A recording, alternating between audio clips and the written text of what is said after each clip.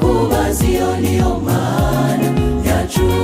Tegereza umwana muto w'umushumba, wahinduriwe amateka, isi yose irabimenya.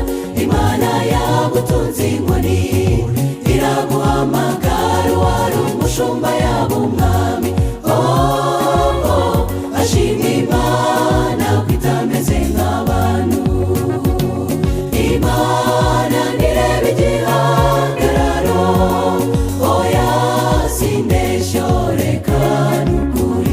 Imana ireba umutima w'umuntu ikamuhitamo, nawe ibanje kubaza iyo niyo mana yacu.